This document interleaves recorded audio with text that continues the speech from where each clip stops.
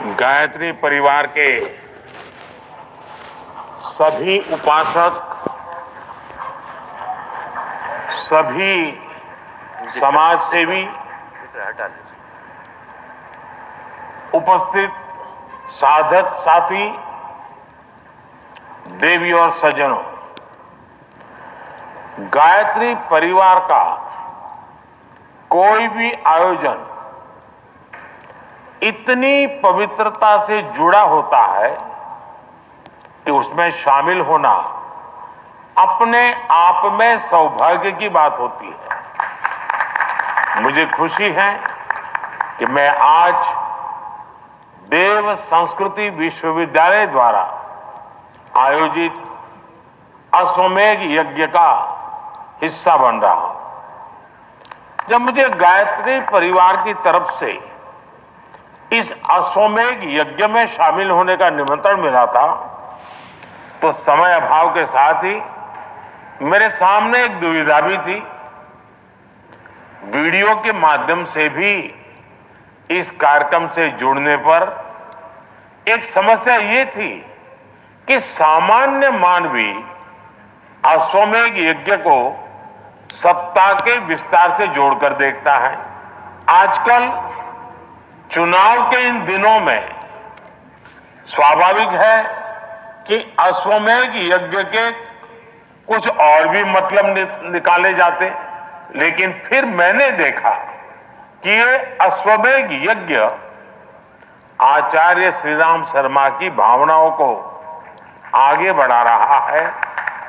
अश्वमेध यज्ञ के एक नए अर्थ को प्रतिस्थापित कर रहा है, तो मेरी सारी दुविधा दूर हो गई।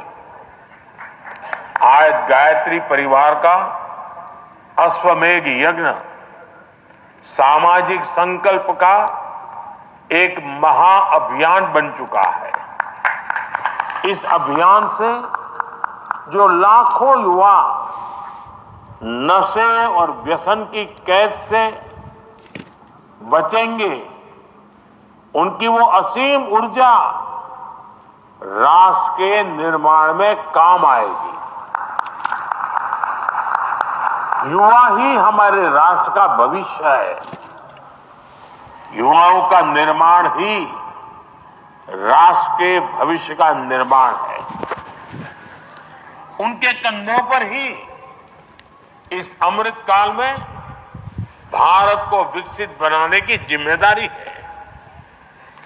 मैं इस यज्ञ के लिए गायत्री परिवार को हृदय से शुभकामनाएं देता हूं। मैं तो स्वयं भी गायत्री परिवार के सैकड़ों सदस्यों को व्यक्तिगत रूप से जानता हूं। आप सभी भक्ति भाव से समाज को सशक्त करने में जुटे हैं।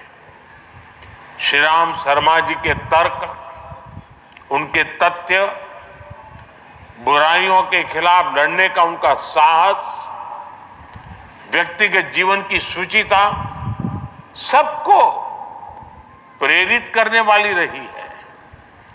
आप जिस तरह आचार्य श्री राम शर्मा जी और माता भगवती जी के संकल्पों को आगे बढ़ा रहे हैं, ये वास्तव में सराहनीय है।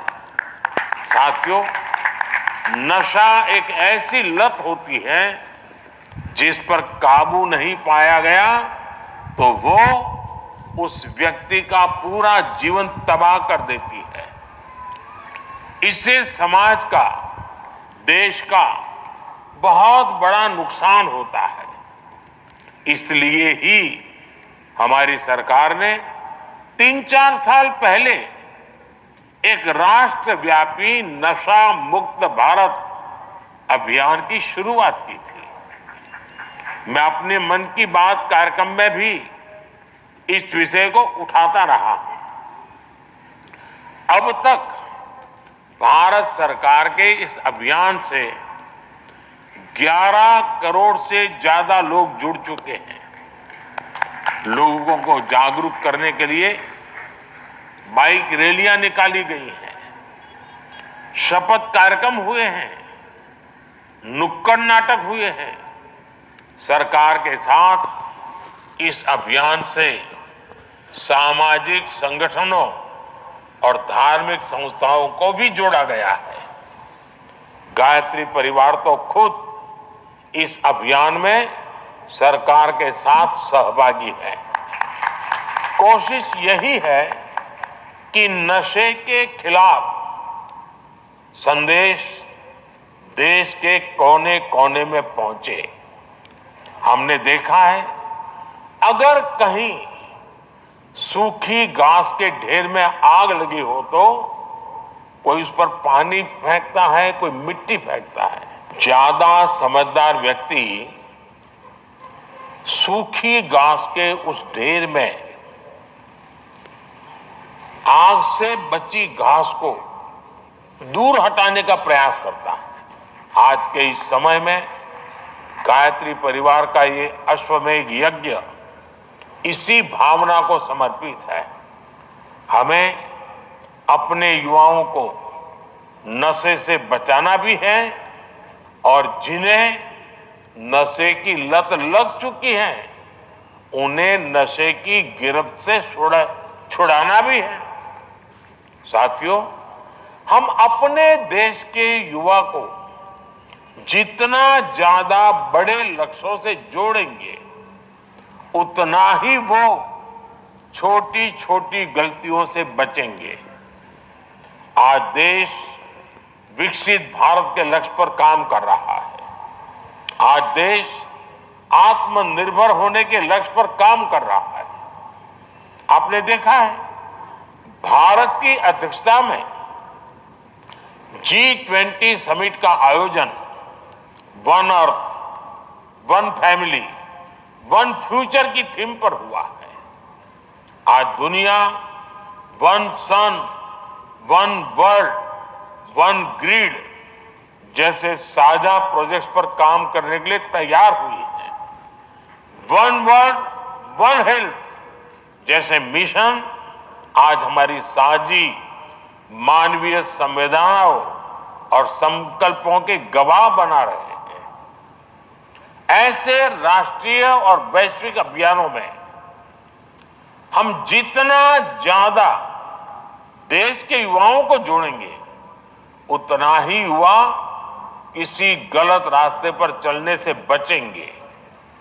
आज सरकार स्पोर्ट्स को इतना बढ़ावा दे रही है, आज सरकार साइंस एंड रिसर्च को इतना बढ़ावा दे रही है। आपने देखा है कि चंद्रयान की सफलता ने कैसे युवाओं में टेक्नोलॉजी के लिए, साइंस के लिए नया क्रेज पैदा कर दिया है।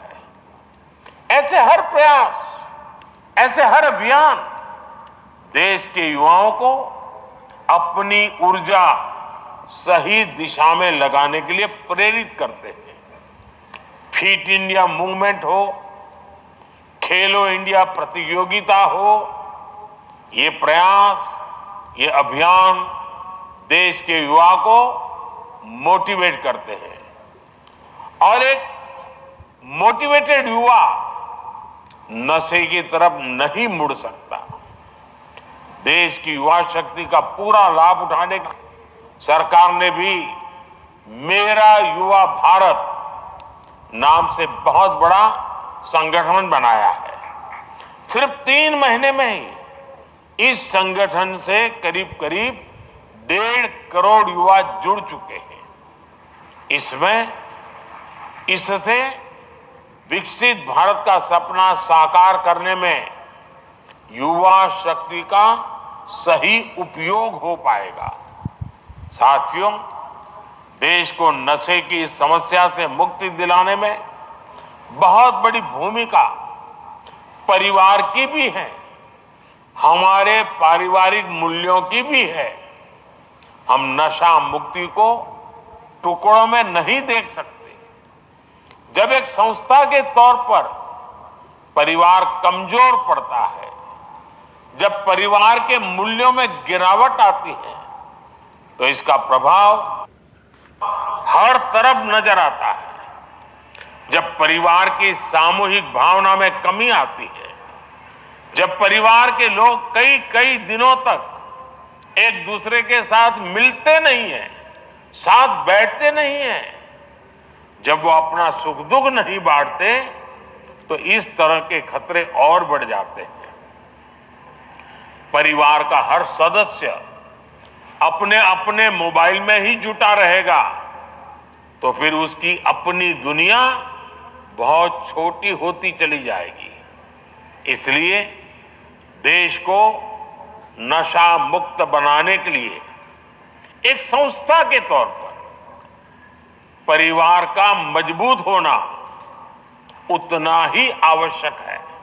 साथियों, राम मंदिर प्राण प्रतिष्ठा समारोह के समय मैंने कहा था कि अब भारत की 1000 वर्षों की नई यात्रा शुरू हो रही है। आज आजादी के अमृत काल में हम उस नए युग की आहट देख रहे हैं। मुझे विश्वास है कि व्यक्ति निर्माण से राष्ट्र निर्माण के इस महाअभियान में हम जरूर सफल होंगे। इसी संकल्प के साथ